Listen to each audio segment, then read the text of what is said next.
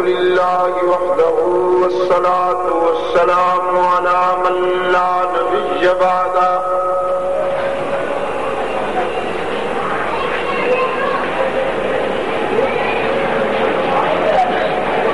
وعلى آله وأصحابه الذين أوفوا عهدا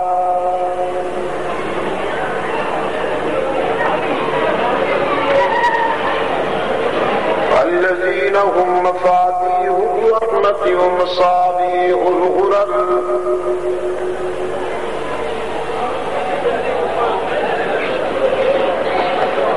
أعوذ بالله من الشيطان الرجيم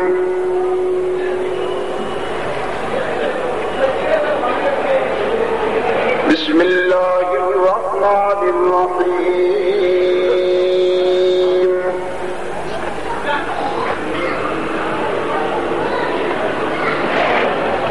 والذي جاء بالصدق وصدق به أولئك هم المتقون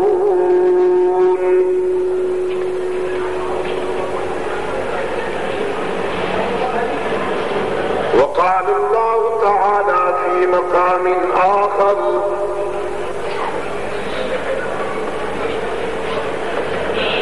إلا تنصروه فقد نصره الله إذ أخرجه الذين كفروا ثاني اثنين هما في الغار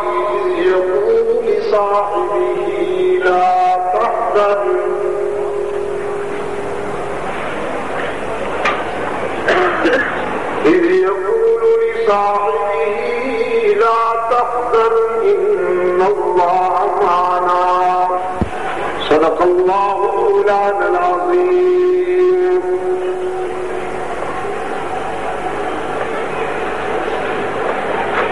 وعن معاوية بن أبي سفيان رضي الله تعالى عنهما قال قائدنا الأعظم رسول الله صلى الله عليه وسلم من يرد الله به خيرا يفقهه في الدين وصدق رسوله النبي الأمي الكريم ونحن على ذلك من الشاهدين والشاكرين والحمد لله رب العالمين.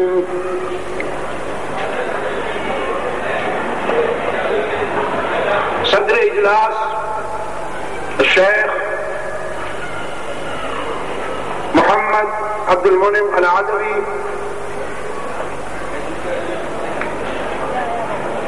ارباب علم و دانش،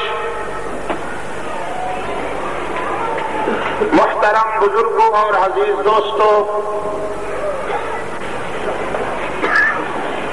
آج 31 جنوری 1999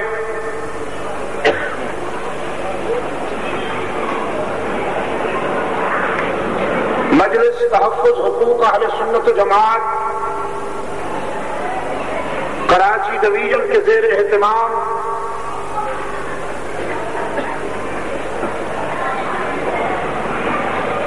چار روزہ صدیق اکبر کانفرنس کے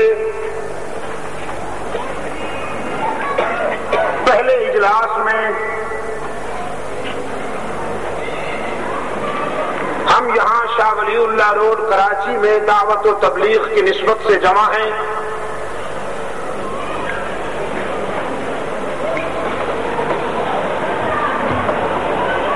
کسی اہم تقاضے کے پیش نظر میری حاضری میں جو تاخیر ہوئی اور آپ کو انتظار کی زحمت گوارا کرنا پڑی، اس کے لیے میں انتظامیہ کی طرف سے بھی اور اپنی طرف سے بھی معذرت خواہ ہوں۔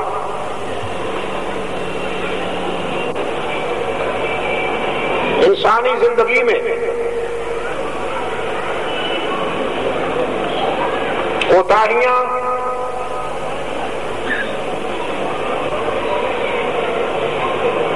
اور غفلتیں ساتھ ساتھ چلتی ہیں۔ جس عظیم تر مقصد کے لیے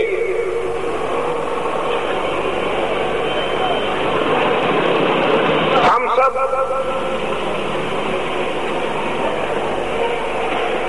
اپنی جد جہد جاری رکھے ہوئے ہیں،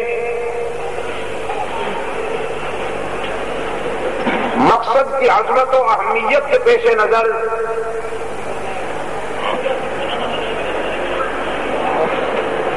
وقت کی قربانی بھی دینا ہوگی، اور اس سے بڑھ کر اس مقصد اور کاز کے تقاضوں کی تکمیل کے لیے بھی ہمیں ہر قسم کی قربانیوں کے لیے اپنے آپ کو تیار کرنا ہوگا۔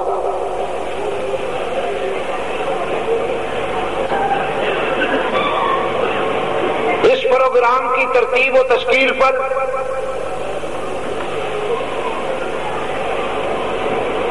میں اپنے جماعتی رفقا کے ساتھ ان تمام اہل نظر کو ہدیہ تبریک پیش کرتا ہوں جنہوں نے اس عنوان پر متعدد مقامات پر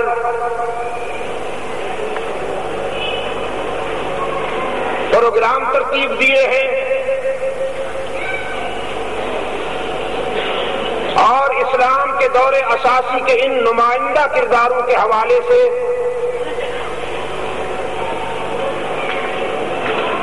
نئی نسل کو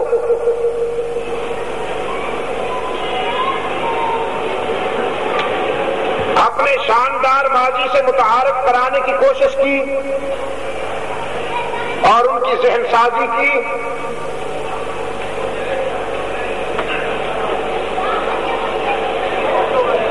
صحابہ رسول کا تعلق اسلام کی تاریخ سے بالکل ایسے ہے جیسے جسم سے روح کا ہوتا۔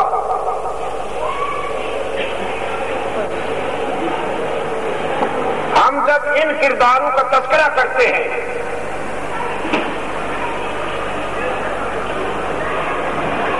تو دراصل اسلام کی تعلیمات کی حقانیت کو ثابت کرنے کی یہ کوشش ہوتی ہے۔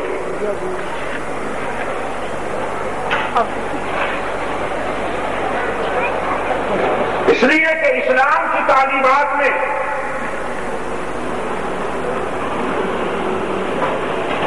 عملی زندگی میں جو کردار بنی نوع انسان کے سامنے مثال بنا کر پیش کیے ہیں، اور قرآن و سنت نے جنہیں معیار حق و صداقت بنایا ہے وہ یہی کردار ہے جو اللہ اور اس کے رسول کے معتمد ہیں اور جن کی وساطت سے ہم تک قرآن و سنت کی صداقتیں پہنچی ہیں۔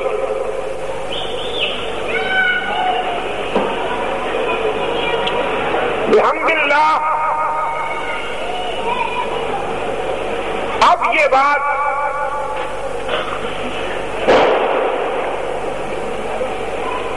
فرزندان اسلام کے لیے کوئی انوکھی یا اجنبی نہیں رہی کہ صحابہ کرام پر عدم اعتماد در حقیقت اسلام پر عدم اعتماد ہے۔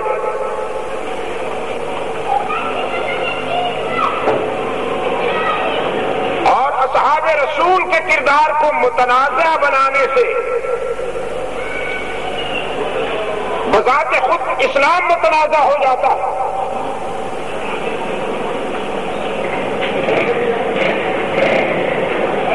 فکر و نظر کے لحاظ سے جس طرح کے عقائد میں توحید و سنت، ختم نبوت، روز قیامت پر ایمان لانا ازبت ضروری ہے. ملت کی اجتماعی زندگی کو وحدت و مرکزیت سے ہمکنار کرنے کے لیے اصحاب رسول کے کردار کو حجت اور معیار حق ماننا بھی ازبت ضروری ہے.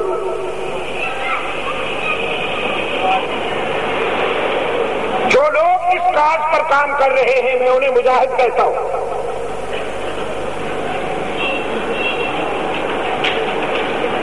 جو لوگ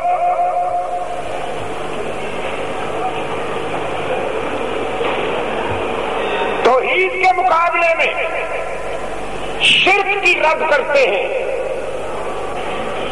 سنتوں کے مقابلے میں بدعات کی رد کرتے ہیں،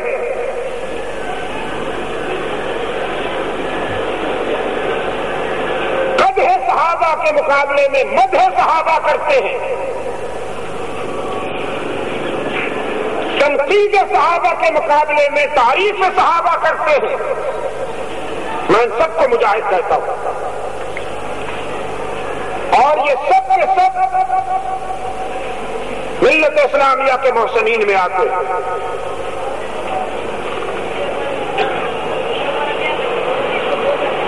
آج کا یہ پہلا پروگرام جس میں ہم اور آپ جمع ہیں،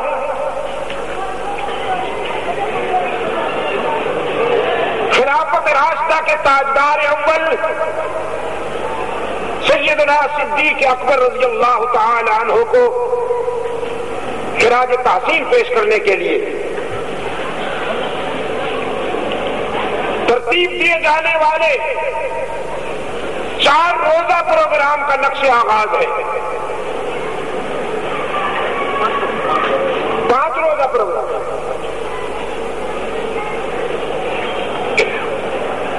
صدیق اکبر وہ روشن ضمیر کردار ہے اسلام کی تاریخ کا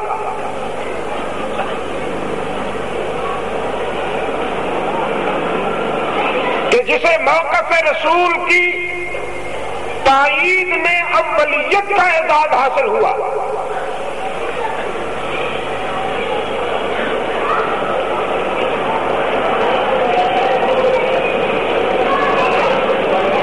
جس نے اللہ کے رسول صلی اللہ علیہ وسلم کی رفاقت،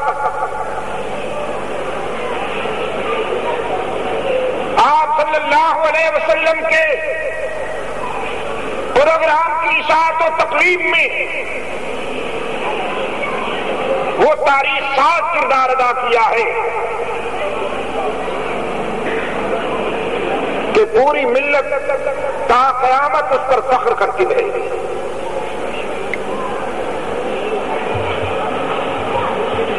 رحمت عالم صلی اللہ علیہ وسلم داعی حق و صداقت بن کر فاران کی بلندیوں سے جب انسانیت سے مخاطب ہوئے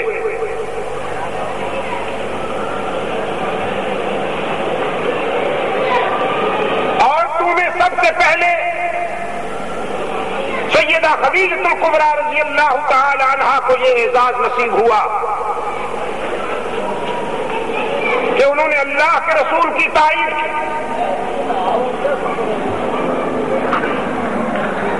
رحمت عالم صلی اللہ علیہ وسلم کے موقف پر ایمان لائی. بالغ نظر مردوں میں صدیق اکبر رضی اللہ تعالی عنہ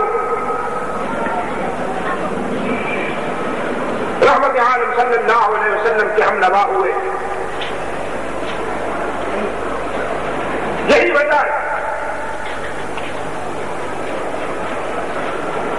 رحمت عالم صلی اللہ علیہ وسلم نے متعدد بار حلقہ اصحاب نے یہ فرمایا ابو بکر کی وفائیں ناقابل فراموش ہیں، اس لیے کہ جب ساری دنیا میری دشمن تھی تو ابو بکر نے دوستی کا حق ادا کر دیا۔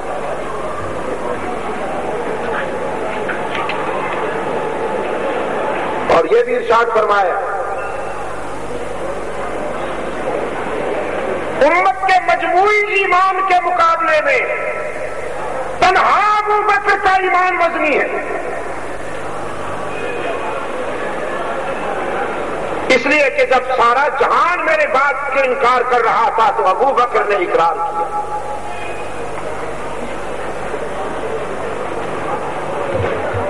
اللہ کے رسول صلی اللہ علیہ وسلم کے اس ارشاد میں دراصل حق تعالی کی منشا بول رہی ہے۔ رب العزت نے بھی تو یہی مقام دیا صدیق اکبر کو۔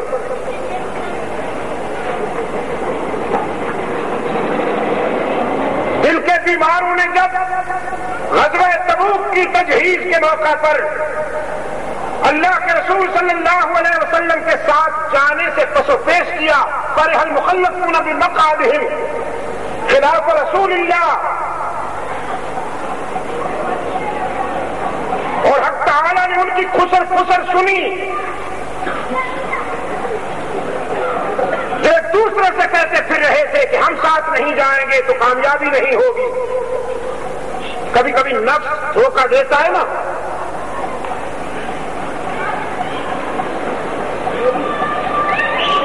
یاد رکھیے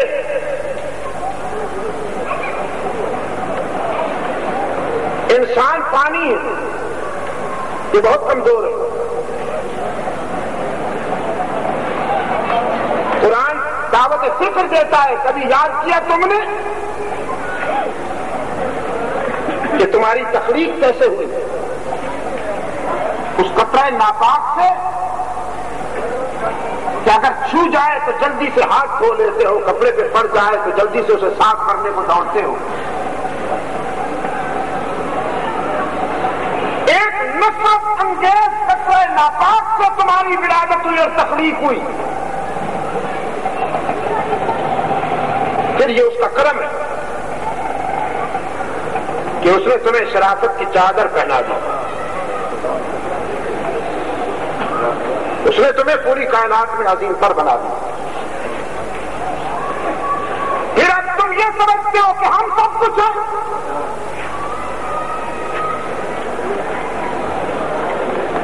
یاد رکھیے فکر میں قوت ہوا کرتی ہے، نظریے میں قوت ہوا کرتی ہے۔ افراد اگر پس و پیش کریں تو وہ پیچھے رہ جاتے ہیں، فکر آگے بڑھتا رہتا، نظریہ آگے بڑھتا رہتا۔ لوگوں کے اذہان و قلوب میں یہ بات ڈالی کہ اگر ہم رسول کا ساتھ نہ دیں گے تو یہ پہیا چاند ہو جائے گا، کامیابی نہیں ہوگی، اس کے پاس وسائل و اسباب کی فراوانی ہے، ادھر تو مکمل یہ سر و سامانی ہے، بات نہیں بن پڑے گی جب ہم ساتھ نہیں دیں گے۔ حق تعالیٰ نے فرمایا تم ساتھ نہیں دو گے نا، کوئی فرق نہیں پڑے گا، تم رسوا ہو جاؤ گے۔ تاریخ قیامت تک تم پہ پھٹکار پھینکے گی، تم ملعونین میں شامل ہو جاؤ گے۔ میرا پروگرام آگے بڑھتا رہے گا، واللہ متم نورہ، وہ اپنے پروگرام کو پائے تکمیل تک پہنچانے کا اختیار بھی رکھتا ہے اور اقتدار بھی رکھتا ہے۔ تم کچھ نہیں ہو، ہم سب کچھ ہیں۔ تمہارا خیال یہ ہے کہ کامیابی کے لیے بہت بڑے لشکر کی ضرورت ہے؟ تم سمجھتے ہو کہ کامیابی کے لیے لاکھوں افراد پر مشتمل جمعیت ہونی چاہیے؟ نہیں، میں جب چاہتا ہوں تو ابابیلوں سے کام لیتا ہوں، میں جب چاہتا ہوں تو فرد واحد میں اتنی قوت پیدا کر دیتا ہوں کہ لاکھوں کروڑوں افراد پر مشتمل لشکر وہ کام نہیں کر پائیں گے جو وہ ایک آدمی کر دیتا ہے.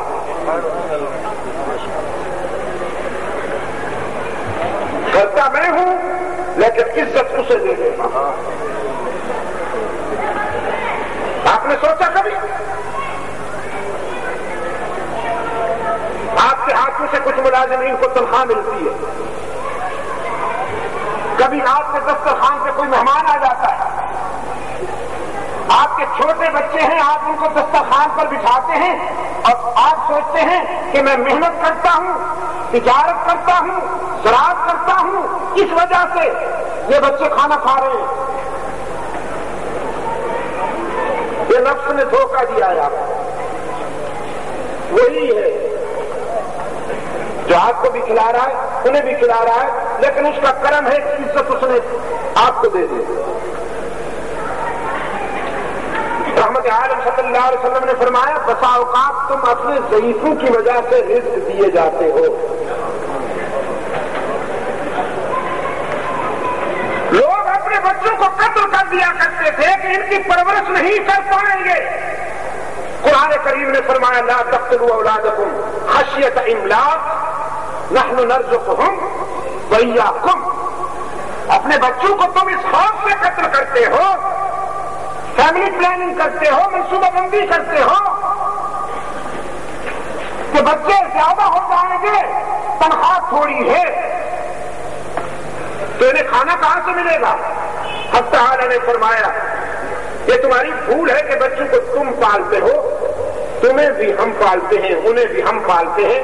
لیکن قرآن کریم نے یہاں انداز یہ رکھا ہے کہ نحن نرزقهم وإياكم, ان کو بھی ہم رزق دیتے ہیں اور تمہیں بھی رزق ہم دیتے ہیں, انہی کی وجہ سے تو تمہیں رزق ملتا ہے.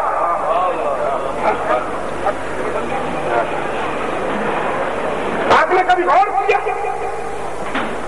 کہ جو بچوں کی تعداد میں اضافہ ہوتا ہے رزق میں بھی وسعت پیدا ہوتی ہے. تو میں عرض کر رہا تھا آپ کی خدمت میں کہ دل کے بیماروں نے جب یہ تاثر دینے کی کوشش کی کہ ہم اللہ کے رسول کا ساتھ نہیں دیں گے تو کامیابی نہیں ہوگی, حق تعالی کی طرف سے نقد تسلی آئی. فرمایا الا تنصروه فقد نصره الله ان لا تنصروه فقد نصره الله اذ اخرجه الذين كفروا ثاني اثنين اذ هما في الغار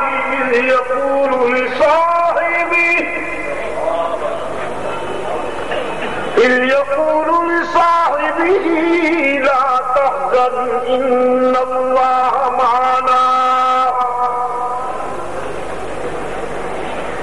اصلاح کر لو اپنی سوچ کی, اپنے فکر کی اصلاح کر لو. اللہ اور اس کا رسول تمہارے تعاون کے محتاج نہیں. ہمارا پروگرام بہرحال پائے تکمیل کو پہنچے گا. اگر تم گھر بیٹھے رہو تو پہلا جام نہیں ہوگا. کیا تم بھول گئے ہو ہجرت کی رات جب سارا جہان شمع صداقت کو بجھانا چاہتا ہے؟ حق تعالی نے فرمایا میں نے اپنے رسول کی مدد کی, ہجرت کی سب کی میں نے اپنے رسول کی مدد کی. الا تنصروه فقد نصره اللہ. اور کراچی کے روشن ضمیروں, چاہے سیاست کے آسمان پر موسم بدلتے رہے, گھٹائیں آتی رہے, جاتی رہے, چھاتی رہے, کڑکتی رہے, برستی رہے یا بن برسے, رخصت ہو جایا کریں، لیکن بات تو نہیں بھولے ہو نا کہ نبیوں اور رسولوں کی مدد کون کیا کرتا ہے؟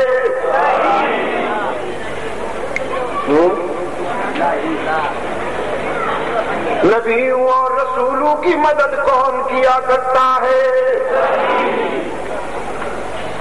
اللہ ہی۔ اور میرے بھی کے بیمار دوستوں کو اب تو سمجھ میں آ جانی چاہیے بات، لیکن انہیں آئے یا نہ آئے ان کے کسٹمروں کو ضرور سمجھ میں آ گئی، اس لیے تو پھرتے ہیں میر خار، کوئی پوچھتا نہیں۔ وہ جو روب جمایا کرتے تھے، میں دوستوں سے کہا کرتا ہوں میں سراسر غیر سیاسی آدمی ہوں، میری جماعت بھی غیر سیاسی ہے۔ 1988 کا الیکشن کس کو کچھ دے گیا، کس سے کچھ لے گیا، ہمیں اس سے کوئی بحث نہیں۔ کسے مسکراہٹیں ملی، کسے آنسو ملے، ہمیں اس سے کوئی بحث نہیں۔ کون ہنس رہا ہے، کون رو رہا ہے، ہمیں اس سے کوئی بحث نہیں۔ لیکن 1988 الیکشن اس پوائنٹ آف ویو سے ہمیں کبھی نہیں بھولے گا، ہمیشہ یاد رہے گا کہ جو کہتے تھے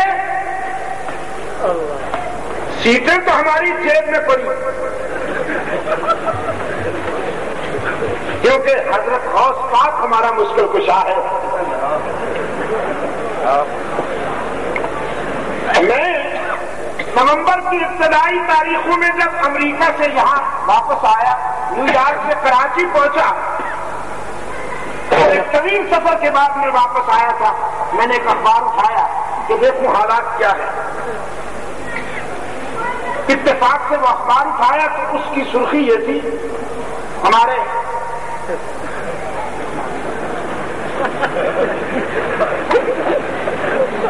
مولانا صاحب کی، کہ میں تو کھڑا نہیں ہونا چاہتا تھا، حضرت غوث پاک ہاتھ میں آئے، انہوں نے حکم فرمایا کھڑے ہو جاؤ تو میں کھڑا ہوں۔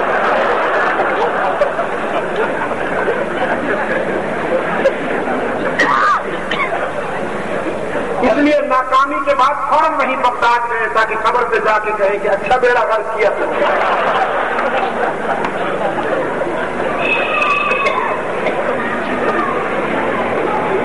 ایک اور صاحب ہے، وہ مونچھوں کو پاؤ دے کر کہا کرتے تھے میرے تو 2 لاکھ حر ہیں اور سیاست کے حر ہیں میرے پاس۔ گر کام آئے نا، گر کام آئے۔ میرے عزیز دوستو، یہ نہیں مانیں گے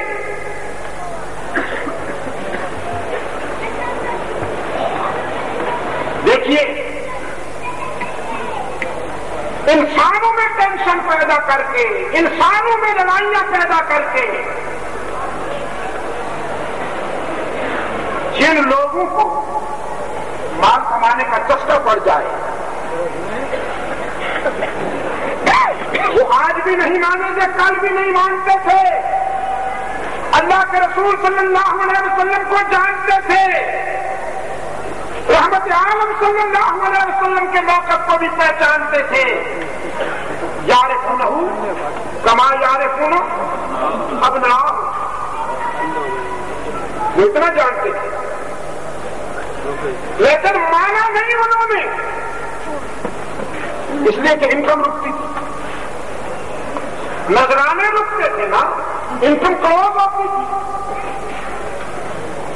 انہوں نے نہیں مانا، لیڈروں نے نہیں مانا، لیکن انہی میں سے کھچ کر بلال آیا، انہی میں سے کھچ کر سلمان آیا، انہی میں سے کھچ کر صہیب آیا، انہی میں سے کھچ کر پبلک میں سے کامن مین رحمت عالم صلی اللہ علیہ وسلم کے قدموں میں پہنچے. جو تنکے تھے وہ ادھر آ کر شہبیر بن گئے اور جو شہبیر تھے وہ کٹ کر تنکے رہ گئے. لیڈر نہیں مانیں گے لیکن پبلک کی سمجھ میں بات الحمد للہ تعالیٰ خوب آئی.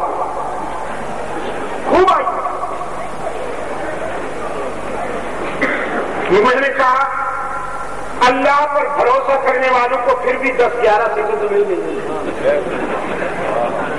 ہم نے پہلے یہ کب کہا تھا کہ ہم پورے ملک سے وہ کر لیں گے. ہم نے تو اپنے یعنی اگر آپ دیکھیں تو درجنوں ضلع ایسے ہیں کہ جہاں ہم نے اپنا کوئی کینڈیڈیٹ ہی کھڑا نہیں کیا. ہم نے یہ کب کہا تھا کہ ہم پورے ملک کو پتہ کر لیں؟ ایسی بات نہیں ہے.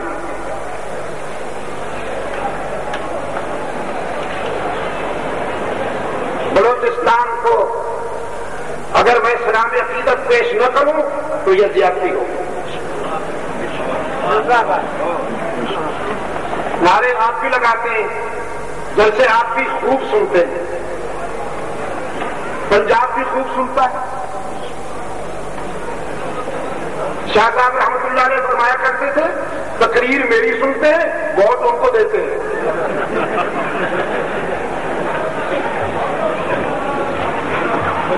لیکن بلوچستان کے سینے پہ بسنے والی قوم ایک نئی تاریخ لکھ رہی ہے انشاءاللہ. میں یہ آپ کو بتا دینا چاہتا ہوں, سچائی کی روشنی اس دیاب و دیا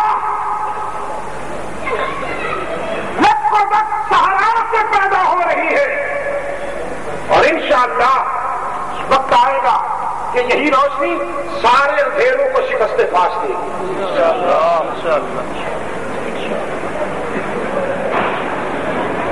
میرے دوست نے اعلان کیا تھا کہ اگر ری الیکشن ہوتے تو ہم بھی حصہ لیں گے. بڑی دعائیں مانگ رہے ہیں کہ دوبارہ الیکشن ہوں تاکہ ہمیں بھی 2-4 سیٹیں مل جائیں. 2-4 سیٹیں تو بہت بڑی بات ہے مولانا, 2-4 سیٹیں تو بہت بڑی بات ہے. تم کوئٹہ کے میزان چوک میں کامیاب جلسہ کر کے دکھاؤ تو میں تمہیں ونر مان لوں. یہ قیمت میں وہاں سے ہو کے آئے. انہوں نے بڑے نعرے رسالت لگائے, بڑی انگوٹھے چومے اور یوں ہوئے. بلوچستان والوں نے کہا ہم اچھی طرح پہچانتے ہیں آپ کو, ہمیں معلوم ہے کہ اس نعرے کے پیچھے کیا غرض کھڑی ہوئی ہے. ہم جانتے ہیں کہ یہ چوما چاٹی کیوں ہو رہی ہے, ہمیں معلوم ہے.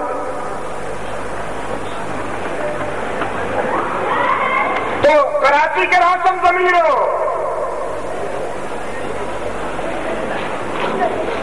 موسم چاہے کچھ ہو,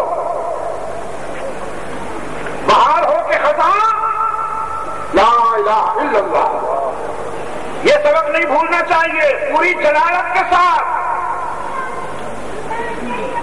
نبیوں اور رسولوں کی مدد کرنے والا کون؟ الا تنصروہ فقد نصرہ اللہ. اگر تم گھروں میں بیٹھے رہو تو کوئی فرق نہیں پڑے گا کہ اللہ اپنے رسول کا حامی و ناصر ہے. اللہ اپنے رسول کا مددگار تھا, ہے اور رہے گا.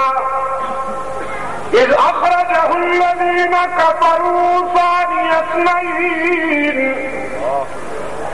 اذ ہما فی الغار اذ یقول لصاحبہ لا تحزن ان اللہ معنا.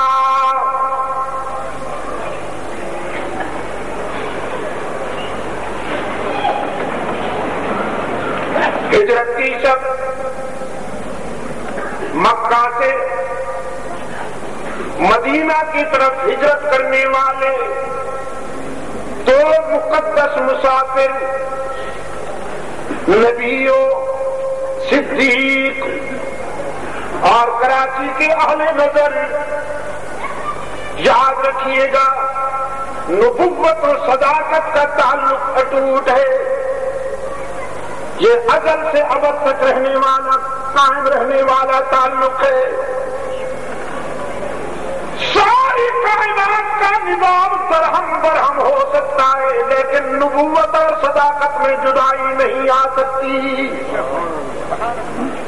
نبوت اور صداقت کا تعلق ازل سے ابد تک قائم رہنے والا ہے۔ رب العالمین نے فرمایا میرا محبوب اس تاریخ 7 سفر میں جب غار کی تنہائیوں میں اپنے صاحب کو تسلی دے رہا تھا، گھبرائیے نہیں، اللہ ہمارا ساتھی ہے۔ آپ قرآن کا مطالعہ کیجئے، قرآن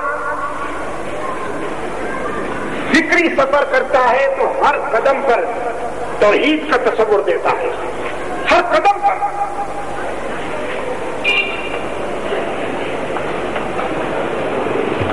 لا تحزن ان اللہ معنا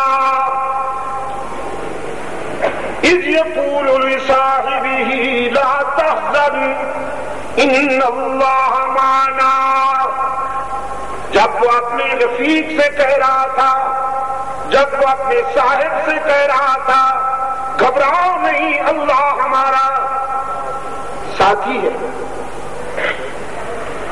اللہ ہمارا ساتھی ہے۔ اور میں کہا کرتا ہوں عزیز دوستو، قرآن کریم میں 2 مقام ہیں ایسے جہاں پیغمبر نے اپنے ہم نشینوں کو صاحب کہا۔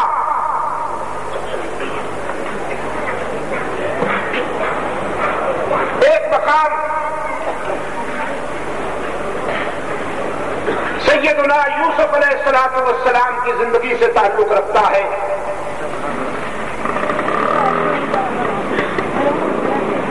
جب وہ جیل کی خلوتوں میں اپنے ہم نشینوں کو صاحب کرتے ہیں، اور ایک رحمت عالم صلی اللہ علیہ وسلم کی حیات طیبہ سے تعلق رکھتا ہے کہ جب وہ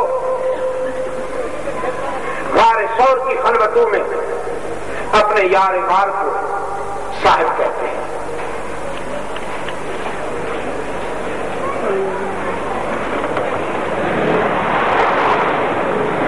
گرامر کے نقطۂ نظر سے آپ ان دونوں کا جب تجزیہ کریں تو بڑا فکر انگیز فرق سامنے آتا ہے۔ قرآن کریم نے جب حضرت یوسف کی بات ہم تک پہنچائی ہے تو وہاں کہا گیا اذ یقول لصاحب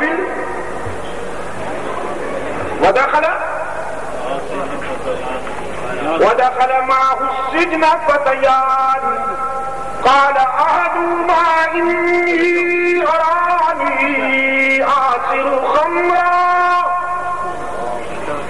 وقال الآخر إني أراني أحمل فوق رأسي خبزا تأكل الطير منه نبئنا بتأويله إنا نراك من المحسنين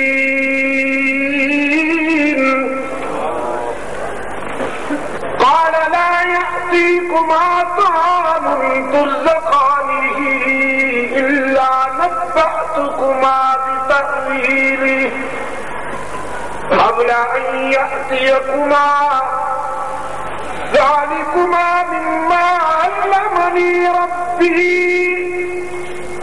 إني تركت ملة قوم لا يؤمنون بالله واليوم الآخر آگے إني تركت ملة قوم لا يؤمنون بالله وهم بالآخرة هم کافرون واتبعت ملة آبائی ابراہیم و اسماعیل و اسحاق الى آخرہ یا صاحب السجن احباب متفرقون خیر. سیدنا یوسف علیہ السلام کے وہ دو ہم نشین جنہوں نے حضرت یوسف کے سامنے اپنا خواب رکھتے ہوئے تعبیر پوچھی.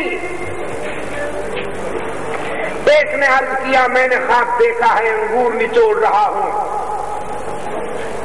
دوسرے نے کہا میں نے خواب دیکھا ہے سر پہ کھانا اٹھا کے جا رہا ہوں پرندے وہیں سے نوچ رہے ہیں.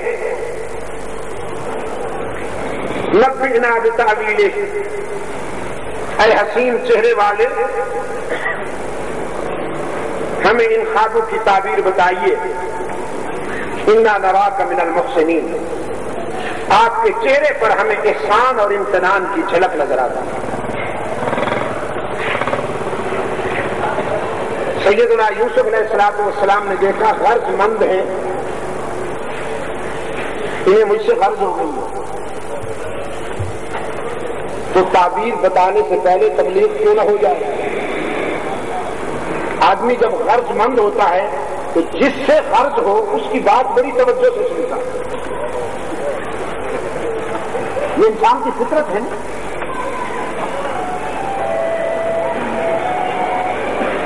محمد بھائی میں نے آج منظر دیکھا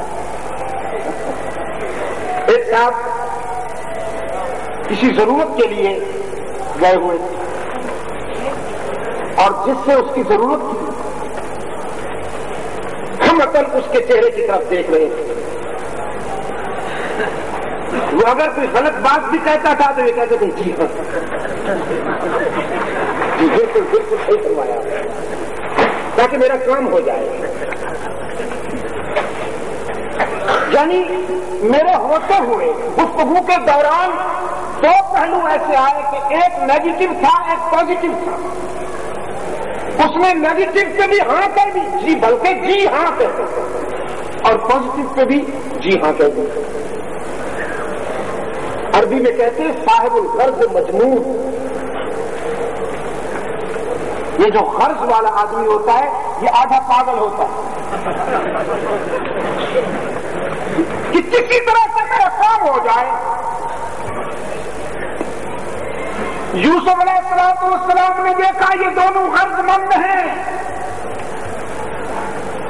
کام نکلوانا چاہتے ہیں خواب دیکھ بیٹھے ہیں اب بے قرار ہیں تو میری بات بڑی توجہ سے سنیں گے. موقع ہے کہ انہیں تبلیغ کر دوں. جیسے فنکار گدی نشین کہتا ہے کوئی غرض مند آیا ہے موقع ہے کہ جیب خالی کر لو. یہ تعویذ کی پٹاری کھول دیتا ہے. یہ تعویذ کی پٹاری کھول دیتا ہے. آپ جائیے تو صحیح. یہ کہتا ہے ہر کام تعویذ سے ہوتا ہے.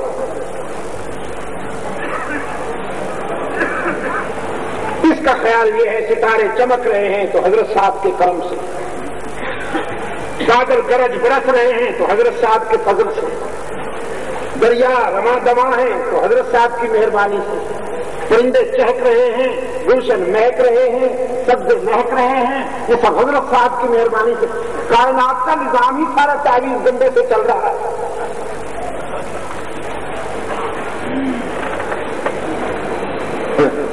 بعض مرید بھی بہت عجیب ہوتے ہیں.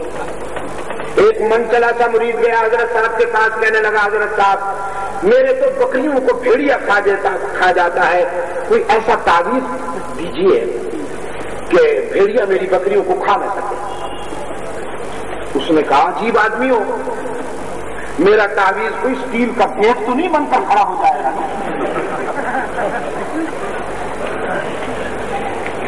تم ایسا کرو کہ کوئی بکریوں کا ریول جہاں پر تم بند کرتے ہو وہاں پر کوئی کتا رکھ لو. بھیڑیا آئے گا تو وہ اس کا مقابلہ کرے گا یا کم از کم تم اس کی آواز سن کر جان جاؤ گے. عقیدت کا مارا ہوا مرید کہنے لگا پیر صاحب آپ ہمیں کیوں آزمائش میں ڈالتے ہیں؟ ہمارے تو سب کچھ آپ ہیں، ہمارے تو پیر بھی آپ ہیں، کتے بھی آپ ہیں، جو مرضی آئے، ہم اور کچھ نہیں جانتے، ہمارا سب کچھ آپ، ہم تو آپ کی خدمت میں آئے ہیں۔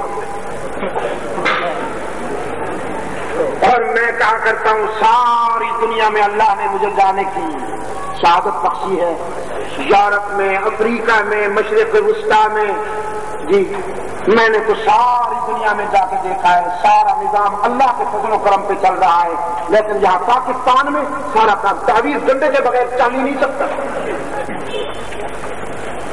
یہاں بخار کرتا ہے تو تعویذوں سے، یہاں جانور دودھ دیتے ہیں تو تعویذوں سے، یہاں جیل والے جیل سے باہر آتے ہیں تو تعویذوں سے، پھانسی لگتے ہوئے بری ہو جاتے ہیں تو تعویذوں سے، یہاں سارا کام تعویذ۔ کیوں؟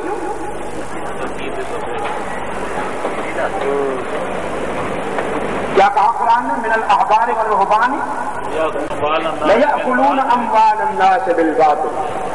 پیچھے کیا ہے؟ من الاحبار والرہبان کے پیچھے کیا ہے؟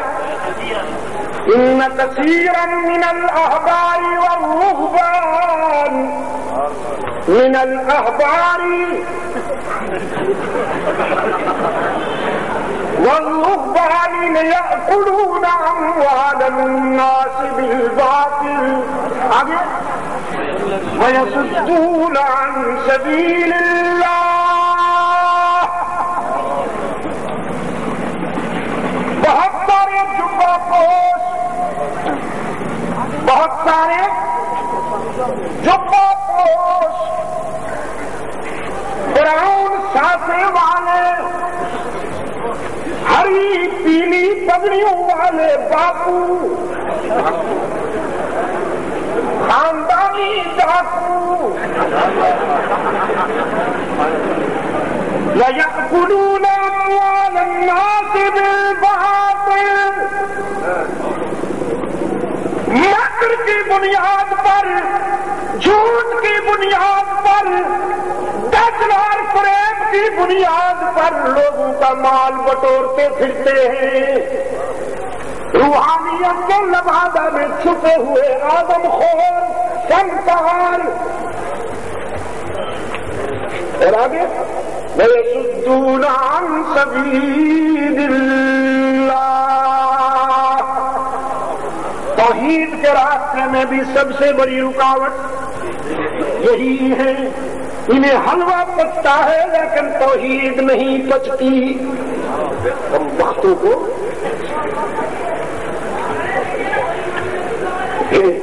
انکڑیوں میں بال پڑ جاتے ہیں، انکڑیوں میں بل پڑ جاتے ہیں جب کانوں میں آواز پڑے۔ انسانی جبین کی عاجزیوں کے لیے سچا مسجود کون؟ ڈھیلے ہو گئے ہو کراچی والوں، ذرا دیر سے آ رہا ہوں نا۔ انسانی جبین کی عاجزیوں کے لیے سچا مسجود کون ہے؟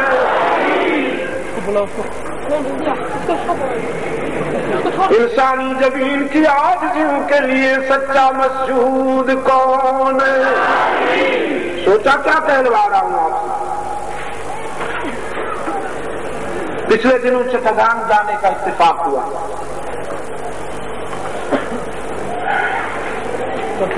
جب جہاز ڈھاکہ ایئرپورٹ پہ لینڈ کر رہا تھا تو میرے آنسو رکتے نہیں تھے کہ کل یہ سرزمین کیا کہلاتی تھی اور آج کیا کہلاتی ہے۔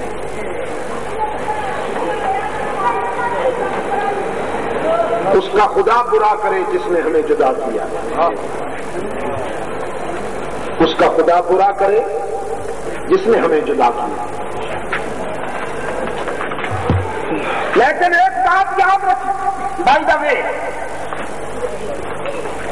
آ گئی یہ بات، میں ایک بات کہا کرتا ہوں، خوشیاں بھی بانٹ لو اور دکھ بھی بانٹ لو۔ خوشیوں کا اجارہ دار بن کے مت بیٹھ جاؤ، اسے بھی اللہ کے بندوں میں تقسیم کرو. اور اللہ کے وہ بندے کہ جن کی آنکھوں میں آنسو ہیں ان کے آنسو دیکھ کر بھی کمی کترا سے نہ نکل جاؤ, ان کے آنسو پوچھ لو. ورنہ محروم طبقہ اگر ان کی محرومیاں بڑھتی چلی گئی تو پھر وہ خوشیاں تم سے بھی چھین لیں گے. اس میں کوئی شک نہیں کہ اسلام دشمن قوت بالخصوص استعماری سازشوں میں ہمارے ان بھائیوں کو ہم سے جدا کیا, لیکن اس جدائی میں اور تفریق میں ان لوگوں کا بھی بہت بڑا حصہ ہے جو خوشیوں کے اجارہ دار بن کر بیٹھے.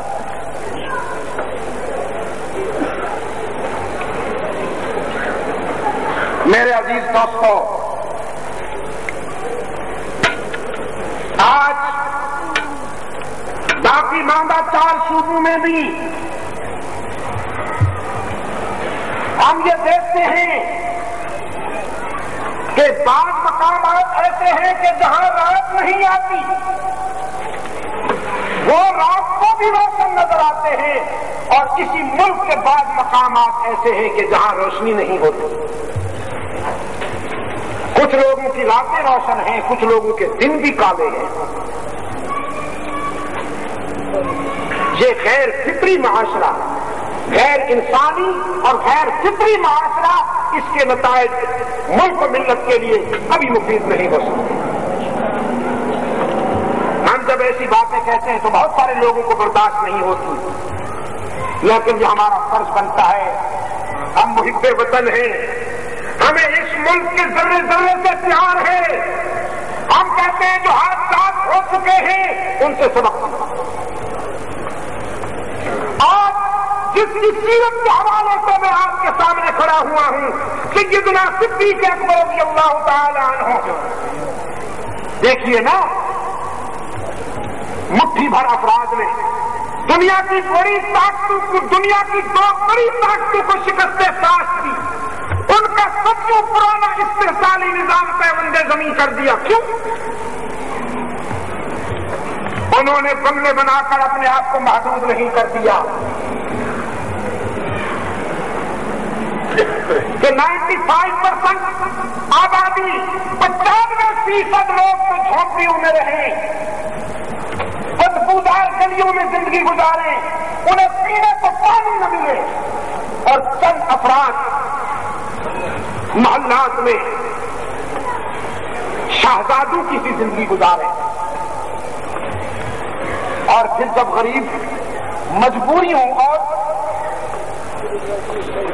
محرومیوں سے اگتا کر کبھی آواز اٹھائیں تو انہیں ملک دشمن قرار دیا جاتا ہے, ان پر ڈنڈے برسائے جاتے ہیں, ان پر آنسو گیس پھرتی جاتی. میں یہ سن کر حیران ہوا. آج اس بات سے میں پوچھتا رہا ہوں, کیونکہ میں یہاں میرا یہ ایک گھر یہ بھی ہے. میں نے پوچھا کہ اب پانی آیا ہے کہ نہیں آیا؟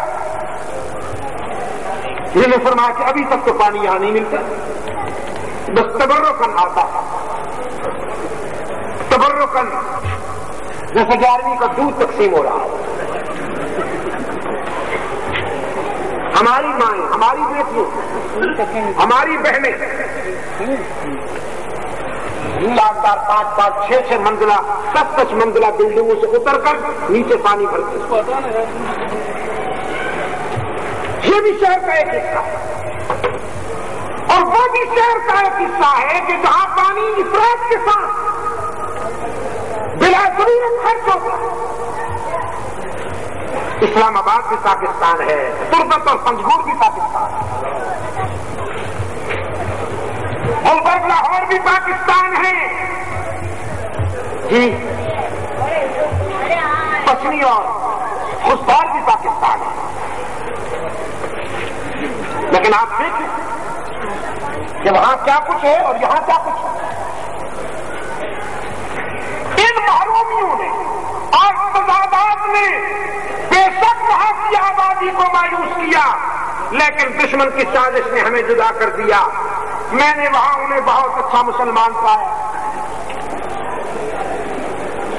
قریباً رات کے 2:30 بجے تک جلسہ ہوتا رہا چٹاگان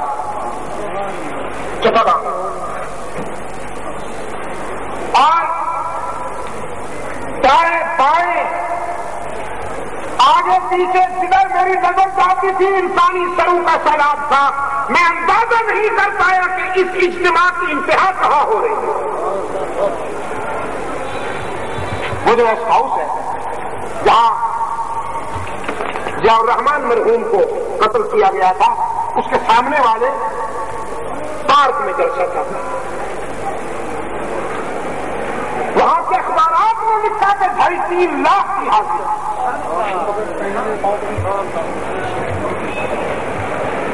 اور جب انہوں نے رات کے آخری حصے میں ہی کی ضربیں لگائیں, اللہ اکبر اللہ اکبر, ایمان تازہ ہو گیا, اس لیے کہ وہاں بھی کے بیمار نہ ہونے کے برابر ہیں. میں نے ان سے پوچھا سلہٹ میں, فرید پور میں, چٹاگان میں, ڈھاکہ میں اور دوسرے مقامات پر, میں نے ان سے پوچھا یہاں اذان میں ملاوٹ ہوتی ہے؟ انہوں نے کہا نہیں. میں نے کہا یہاں عاشق رسول نہیں رہتے؟ یہاں ہمارے ہاتھ عاشق رسول وہ ہوتے ہیں جنہوں نے اذان میں اپنی مرضی کا ایک جملہ ملا لیا ہوا ہے, جنہیں وہ پرانا درود و سلام پسند نہیں آیا, انہوں نے اپنا ایک نئے ماڈل کا درود و سلام بنایا ہے جس پہ ترنم خوب فٹ آتا ہے, جو کورس میں پڑھا جاتا ہے. کورس میں ایک یتیم آگے کھڑا ہو جاتا ہے, 15-20 یتیم اس کے پیچھے پھر گلے سے گلا ملا کر سر سے سر ملا کر پڑھتے ہیں. تو وہ یہاں نہیں ہوتا. انہوں نے کہا الحمدللہ ہمارے ہاں وہی اذان دی جاتی ہے جو مسجد نبوی کے میناروں سے بلند ہو رہی ہے. ہمارے ہاں وہی اذان دی جا رہی ہے جو مسجد حرام کے میناروں سے بخاری اور مسلم کے برقوں سے چمک رہی ہے. اور ہمارے ہاں وہی درود و سلام پڑھا جاتا ہے جو صدیق اکبر نے پڑھا, جو فاروق اعظم نے پڑھا, جو عثمان ذوالنورین نے پڑھا. ہم وہ عاشق نہیں ہیں جو معشوق کی مرضی کے خلاف اپنی مرضی چلائے. نعرہ تکبیر, تاج و تخت ختم نبوت, مصطفیٰ کا ہم سفر, میرے عزیز دوستو, مجید ندیم شاہ صاحب, سیدنا صدیق اکبر رضی اللہ تعالی عنہ. خیر میں وہ جو بات کہہ رہا تھا آپ سے وہ کہہ لوں. حضرت یوسف علیہ السلام نے دیکھا انہیں غرض ہے تو میری بات توجہ سے سنیں گے. غرض مند بڑا متوجہ ہوتا ہے. تو فرمایا تعبیر میں تمہیں بتاتا ہوں, دوپہر کا کھانا آنے سے پہلے لا یأتیکما طعام ترزقانہ الا نبأتکما بتأویلہ قبل ان یأتیکما. تعبیر بتاتا ہوں لیکن ذرا تبلیغ پہلے سن لو. اور تبلیغ کرنے سے پہلے یہ بھی بتا دیا, جب میں تمہیں تعبیر بتاؤں نا تو پھر یہ نہ کہنا کہ یہ فیوچر کی باتیں بتا رہا ہے, یہ مستقبل کی باتیں بتا رہا ہے, تو یہ بھی عالم غیب ہے.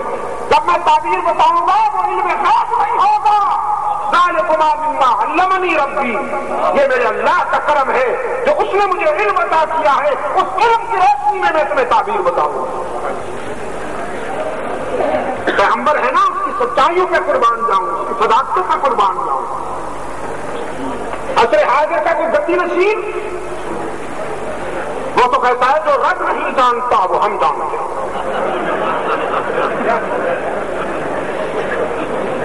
بیٹھے کس کے سامنے ہو, تم نے کبھی سوچا بیٹھے کس کے سامنے ہو؟ فرمایا لا یأتیکما طعام ترزقانہ الا نبأتکما بتأویلہ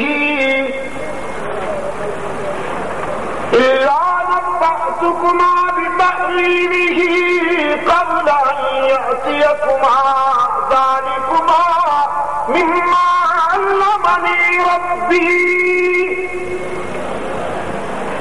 جب تمہارے خوابوں کی تعبیر بتاؤں تو یہ اس علم کے روشنی میں بتاؤں گا جو میرے رب نے مجھ پہ کرم کیا اور مجھے عطا کیا. لیکن تعبیر بعد میں، تبلیغ پہلے. یا صاحب السجن، اے جیل کے رفیقوں، ارباب متفرقون خیر ام اللہ الواحد القہار.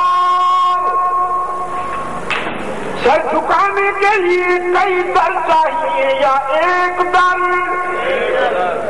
مشکل کشا کئی ہیں یا ایک؟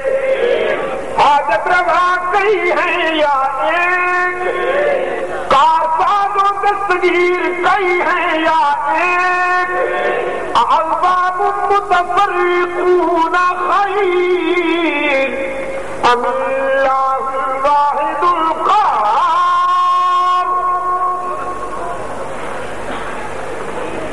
اے جیل کے رفیقوں،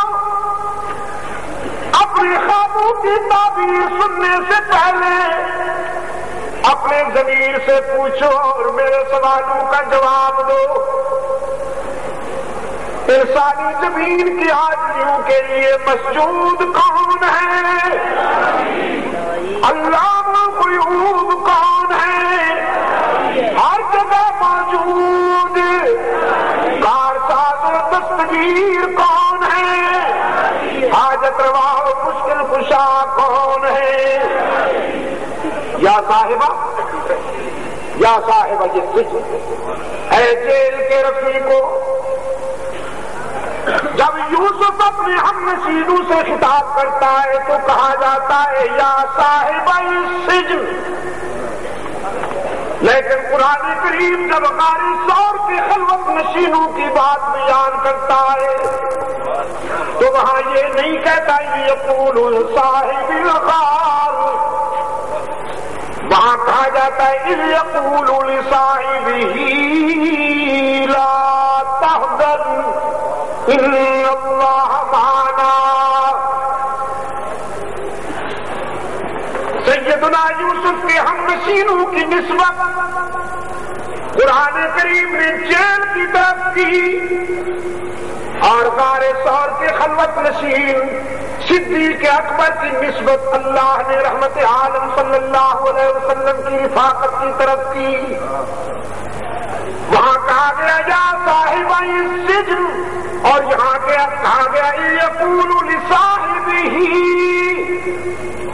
جب رسول اکرم صلی اللہ علیہ وسلم نے اپنے دوست سے کہا کراچی کے روشن ضمیروں، یہی وجہ ہے جو یوسف کے ساتھ جیل میں بیٹھے تھے وہ چند لمحوں کی رفاقت تھی. ان کی رفاقت کا پیریڈ کلوز تھا. چند دن ساتھ رہنے کے بعد بچھڑ گئے. اس لیے قرآن کریم نے ان کی رفاقت کو منسوب ہی جیل سے کیا. لیکن صدیق اکبر اس کی رفاقت تو دائمی تھی. وہ کل بھی ساتھ تھا، آج بھی ساتھ ہے، حشر میں بھی رحمت عالم کے ساتھ اٹھے گا. نعرہ تکبیر، مصطفیٰ کا ہم سفر، مصطفیٰ کا ہم سفر. ان کی رفاقت چونکہ ابدی اور ابدی ہے، اس لیے قرآن کریم نے اس رفاقت کو منسوب ہی رسالت کی طرف کیا ہے. وہ مکہ سے لے کر مدینہ تک، احد و بدر میں، خلوت و جلوت میں، رسم و بزم میں، راحتوں اور آزمائشوں میں، انفرادی اور اجتماعی زندگی میں رحمت عالم صلی اللہ علیہ وسلم کے ساتھ ساتھ نظر آتا ہے. رحمت عالم صلی اللہ علیہ وسلم نے ایک مرحلہ پر صدیق اکبر کا ہاتھ پکڑ کر بلند کیا، فاروق اعظم کا ہاتھ پکڑ کر، دونوں ہاتھ اپنے ہاتھوں میں لے کر دنیا والوں کو یہ نقشہ دکھایا کہ ہم حشر میں بھی اس طرح اٹھائے جائیں. فضائل کا جہاں تک تعلق ہے یہ بات تو ہوتی رہے گی. لیکن آج کی اس ملاقات کے حوالے سے میں آپ کی خدمت میں جو کہنا چاہتا ہوں وہ یہ ہے کہ اصحاب رسول کی سیرت کو افسانوی انداز میں پیش کرنے کے بجائے عصر حاضر میں اس کی ضرورت ہے کہ سماجی اور معاشی انصاف کو قائم کرنے کے لیے اصحاب رسول کے کردار کو عملاً نئی نسل کے سامنے پیش کیا جائے، ورنہ کہیں ایسا نہ ہو کہ یونیورسٹیوں اور کالجوں میں پڑھنے والے نوجوان یہ سمجھے کہ کس سے کہانیاں سننی ہوں تو علماء سے سنو، بڑی اچھی کہانیاں سناتے ہیں، لیکن منصفانہ معاشرہ اور مساوات قائم کرنی ہو تو اس کے لیے لینن اور کارل مارکس کے فلسفے کا مطالعہ کرو۔ خدا کے لیے ڈرو اس وقت کہ جب نئی نسل تمہارے سامنے کھڑی ہو کر کہے کہ مولانا آپ کن کرداروں کی بات کرتے ہیں کہ جنہیں کشش کے ساتھ سنا جائے گا اور کشش کے ساتھ بیان کیا جائے گا۔ میں کہا کرتا ہوں حضرات علماء کرام، گدی نشین حضرات، ہو سکتا ہے میرا لہجہ کبھی تلخ ہو جاتا ہو اور آپ کے قلب نازک پہ ناگوار گزرتا ہو، لیکن مجھے پہچانیے میں آپ کا دوست ہوں۔ میں اس قید کو مٹانا چاہتا ہوں جو اولڈ اینڈ نیو جنریشن کے درمیان، ینگ جنریشن کے درمیان پیدا ہو گیا ہے، میں وہ قید مٹانا چاہتا ہوں۔ اسلام ہرگز یہ تعلیم نہیں دیتا کہ تم حجرے میں بند ہو جاؤ، اسلام ہرگز یہ تعلیم نہیں دیتا کہ تم مسلح پہ کھڑے ہو کر پیٹ بھر کی عبادت کرتے رہو۔ میں دعوے سے کہتا ہوں اسلام کی تعلیمات سماجی انصاف قائم کرنے کے لیے آئی ہے۔ اسلام کہتا ہے اگر کوئی تمہارے محلے میں معذور ہو تو اس کی خبر گیری کرو، اگر کوئی تمہارے محلے میں بیمار ہو تو اس کی عیادت کرو، اگر کوئی نادار ہو تو اسے کھانا کھلاؤ، اسے کپڑے پہناؤ۔ فاروق اعظم رضی اللہ تعالیٰ عنہ فرماتے ہیں راتوں کو جاگنے کی ادا میں نے اپنے پیش رو اور جانشین رسول صدیق اکبر سے سیکھی۔ امام اہل سنت علامہ ابن تیمیہ رحمۃ اللہ تعالیٰ علیہ نے بڑا حسین تجزیہ کیا۔ وہ فرماتے ہیں خلفائے راشدین کی جتنی خوبیاں ہیں وہ سب رحمت عالم صلی اللہ علیہ وسلم کے اسوہ حسنہ پر چلنے کی وجہ سے ہیں، لیکن اس کی بنیاد صدیق اکبر نے اپنے کردار اور اپنے سیرت کے حوالے سے رکھا۔ صدیق اکبر رضی اللہ تعالی عنہ رحمت عالم کی اطاعت کے راستے پر چلے۔ فاروق اعظم فرماتے ہیں خلافت صدیقی میں مدینہ کے مضافات میں ایک معذور خاتون رہتی تھی جس کی آنکھیں بینائی سے محروم تھیں۔ میں ایک صبح اس کے گھر آیا اور اس سے کہا خاتون میں آپ کی کیا خدمت کر سکتا ہوں؟ اس نے کہا اللہ آپ کو جزائے خیر دے، اللہ کا ایک بندہ آیا کرتا ہے، وہ میرے برتنوں میں پانی بھی بھر جاتا ہے، میرے ضروریات بھی پورے کرتا ہے، یہاں تک کہ وہ تو میرے آنگن میں جھاڑو بھی دے جاتا ہے۔ فاروق اعظم رضی اللہ تعالیٰ عنہ نے عرض کیا وہ اللہ کا بندہ کب آتا ہے؟ اس خاتون نے کہا صبح سویرے آتا ہے۔ فاروق اعظم فرماتا ہے میں نے طے کیا میں سویرے آؤں گا۔ اگلے دن آئے تو وہ سارا کام کر چکے تھے۔ پھر اگلے دن بہت جلدی آ گئے۔ خاتون سے کہا ماں جی بتائیے میں آپ کی کیا خدمت کر سکتا ہوں؟ وہ خاتون فرمانے لگی اللہ آپ کو خوش رکھے بیٹا، وہ اللہ کا بندہ آیا ہوا ہے، جھاڑو بھی دے گیا ہے، پانی بھرنے کے لیے گیا ہوا ہے۔ فاروق اعظم رضی اللہ تعالیٰ نے مکان کے ایک کنارے پر کھڑے ہو گئے یہ دیکھنے کے لیے کہ وہ آئے تو میں اسے دیکھوں وہ ہے کون۔ کچھ دیر انتظار کے بعد وہ رات کا مسافر آیا پانی کا مشکیزہ کندھے پہ اٹھائے ہوئے، کمان کی طرح جھکا ہوا. فرماتے ہیں میں پہچان نہیں سکا، اس لیے کہ رات کے اندھیرے کے باوجود اللہ کے اس بندے نے چہرے پہ نقاب ڈال دیا. وہ آپ نے سنا ہے نا کبھی کہ نیکی کر دریا میں ڈال، ہماری طرح نہیں ہے کہ اگر چھوٹا سا بھی ہم کوئی کام کرتے تو نفس چاہتا ہے کہ اس کی نمائش سارے جہان میں ہونی چاہیے. رات کے اندھیرے کے باوجود چہرے پہ نقاب ڈال رکھی ہے. فرماتے ہیں جب انہوں نے پانی کا مشکیزہ مٹکوں میں انڈیل دیا تو آگے بڑھ کر فاروق اعظم رضی اللہ تعالیٰ عنہ نے پوچھا آپ کون ہیں؟ راستہ روک کر کھڑے ہو گئے، وہ کچھ نہ بولے. انہوں نے پھر پوچھا آپ کون ہیں؟ وہ کچھ نہ بولے تو بازو سے پکڑ لیا. بولتے کیوں نہیں آپ کون ہیں؟ اور پھر چہرے سے نقاب بھی ہٹا لی. فاروق اعظم فرماتے ہیں میں نے نقاب تو ہٹا لی لیکن اب غور سے دیکھا تو سنسنی طاری ہو گئی، میرے جسم میں لرزہ طاری ہو گیا، اس لیے کہ میں نے بے تکلفی سے جس کے چہرے سے نقاب اٹھائی تھی اور اونچی آواز کے ساتھ جس سے پوچھا تھا کہ تم کون ہو، وہ مدینے کا کوئی عام آدمی نہیں، جانشین رسول صدیق اکبر تھے. نعرہ تکبیر، شان صحابہ.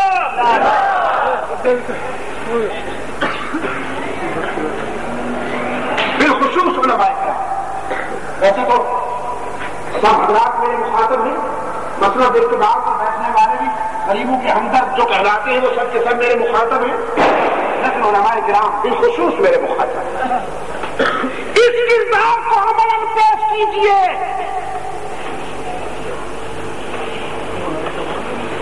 اجڑی ہوئی غریب آبادیوں کی کبھی کبھی رخ کر لیا کیجیے. وہ آپ کے مرید نہ صحیح لیکن آپ کے دینی بھائی تو ہیں. آپ انہیں عیسائیت کے کار مذلت میں مت پھینکیے. یاد رکھیے اگر ہم نے اپنے گھروں میں بیٹھ کر کھانا کھایا اور اپنا پیٹ بھرا،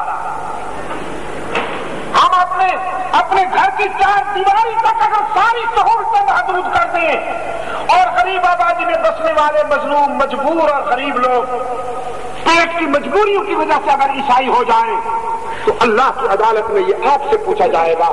ان لوگوں کا گمراہ ہونے میں ہمارا بھی کچھ حصہ ہے. آج عیسائیوں کی تعداد ہزاروں سے بڑھ کر لاکھوں تک جا پہنچی، لاکھوں تک جا پہنچی. میں نام نہیں لیتا لیکن ایک ملک کے 25,000 بچوں کو عیسائی مشنریز نے خرید لیا. 25,000 بچوں کو عیسائی مشنریز نے خرید لیا ہے. نام نہیں لیتا ہوں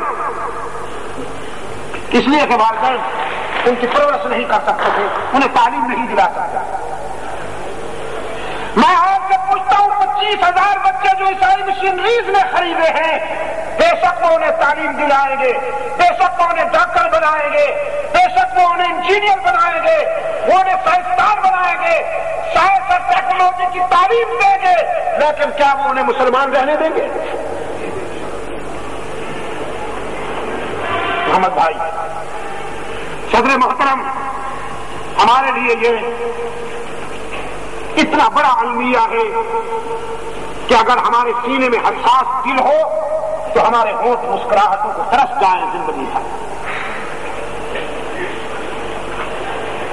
سرکار دو عالم صلی اللہ علیہ وسلم کا تو یہ ارشاد ہے کہ مسلمان عالمی سطح پر مختلف جغرافیوں میں بسنے کے باوجود کجسد واحد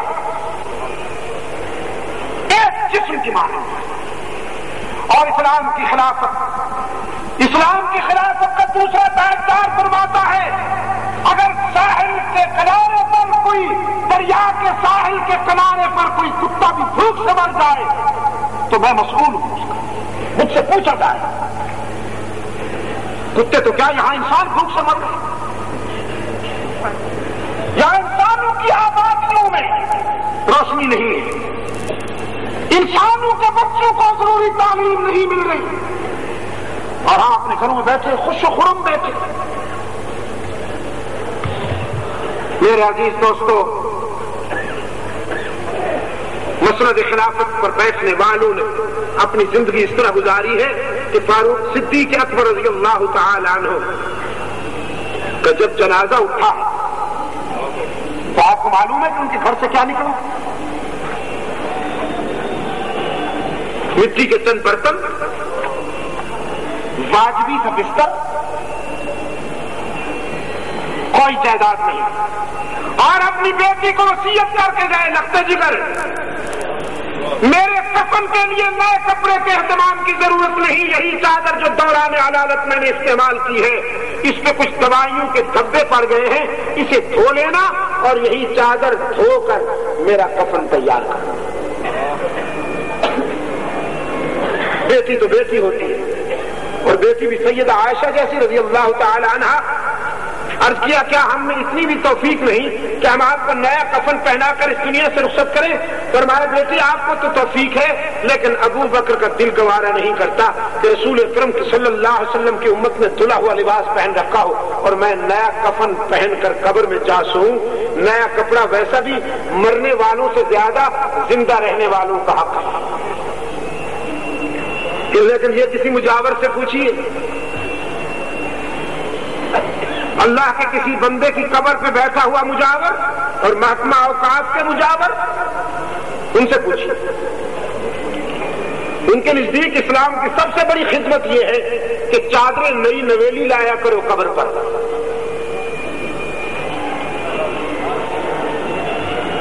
میرے عزیز دوستو، اسلام کے اس پہلو پر خاص طور پر توجہ دینے کی ضرورت ہے۔ اس ماحول میں اس وقت ہم جی رہے ہیں، اللہ ہماری مدد فرمائے۔ اگر زندگی رہی تو کل انشاءاللہ کہاں؟ عجیب اتفاق ہے، کل پروگرام ہی غریب آباد میں، کل انشاءاللہ آپ بھی کوشش کیجئے کہ جلدی تشریف لائیں، اور میں بھی وعدہ کرتا ہوں کل انشاءاللہ بہت جلد حاضری کی کوشش کریں گے۔ اللہم صلی علی سیدنا محمد النبی الأمی وعلی آلہ واصحابہ وبارک وسلم۔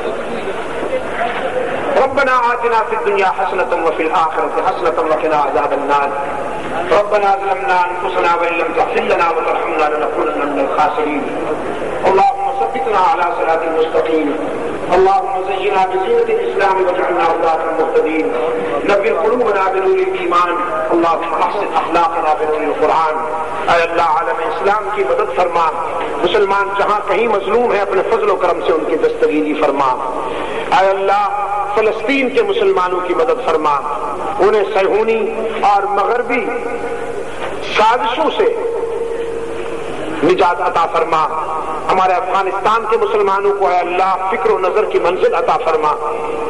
اسی طرح پر انڈیا میں رہنے والے مسلمانوں کے جان مال ایمان آل کی حفاظت فرما۔ پاکستان کو اے اللہ اندرونی اور بیرونی خطرات سے محفوظ و محمون فرما۔ اس سرزمین کو قرآن و سنت پر مبنی آئین اور دور خلافت راشدہ سے نسبت رکھنے والا منصفانہ طرز زندگی عطا فرما۔ آپ سنتے رہے ہیں اور ہمیشہ یہ بات ہم کہتے رہے ہیں کہ اس ملک کی بقا اور اس ملک کی سلامتی کا راز اس میں ہے کہ یہاں پر قرآن و سنت کا نظام نافذ کر دیا جائے اور وہ معاشرہ قائم ہو جس کی عملی مثال ہمیں دور خلافت راشدہ میں نظر آتی ہے۔ اللہ ہمارے دوستوں کو توفیق عطا فرمائے کہ وہ اس راز کو سمجھیں اور اس کے مطابق ملک و ملت کی تعمیر کر سکیں۔ مجلس تحفظ حقوق اہل سنت و جماعت کے کارکنان اور یہاں کے ہمارے جو مجلس کے ذمہ دار حضرات ہیں، میں ان کے لیے بھی دعا گو ہوں۔ میمن برادری اوکھائی میمن سوسائٹی کے دوست جن سے میرا پرانا تعلق بھی ہے اور میں محسوس کر رہا ہوں کہ ایک عرصے کے بعد آج یہاں حاضری ہوئی، اللہ تعالیٰ انہیں بھی جزائے خیر عطا فرمائے۔ ان کی کوششوں سے یہاں پر جو سچائی کی آواز بلند ہوتی رہی ہے اور ہو رہی ہے، اللہ تعالیٰ اس میں برکت عطا فرمائے اور وسعت عطا فرمائے۔ ہمارے آدم بھائی کا فرزند عبد الرحمان حادثے میں انتقال کر گئے، اللہ تعالیٰ انہیں جوار رحمت میں جگہ عطا فرمائے اور ان کے والدین کو صبر کی توفیق عطا فرمائے۔ اللہ تعالیٰ تمام بیماروں کو شفائے کاملہ عطا فرمائے۔ بہت سارے دوستوں نے اس سلسلے میں مجھ سے کہا ہے میں اگر نام لینا شروع کروں تو ایک تو بج رہا ہے، صبح ہو جائے گی۔ اللہ تعالیٰ ان سب کو شفائے کاملہ عطا فرمائے. ہمارے مولانا اکرام اللہ خیری صاحب بیمار ہیں, آج وہ بھی دعا کے لیے آپ سے درخواست کر رہے تھے. اللہ تعالیٰ انہیں بھی شفائے کاملہ عطا فرمائے. وصلی اللہ تعالی علی خیر خلقہ محمد وعلی آلہ واصحابہ وبارک وسلم علیہ. حضرات کو یہ مدد کا ٹکٹ نہیں ملا ہو تشریف لیں. حضرات ایک ضروری اعلان سماعت فرمائیں. کل مورخہ 1 فروری کو بعد نماز عشاء جامع مسجد قبا بندانی کالونی غریب آباد میں قائد اہل سنت علامہ سید عبد المجید ندیم شاہ صاحب خطاب فرمائیں گے. کل 1 فروری بروز بدھ بعد نماز عشاء جامع مسجد قبا بندانی کالونی غریب آباد میں قائد اہل سنت علامہ سید عبد المجید ندیم شاہ صاحب خطاب فرمائیں گے.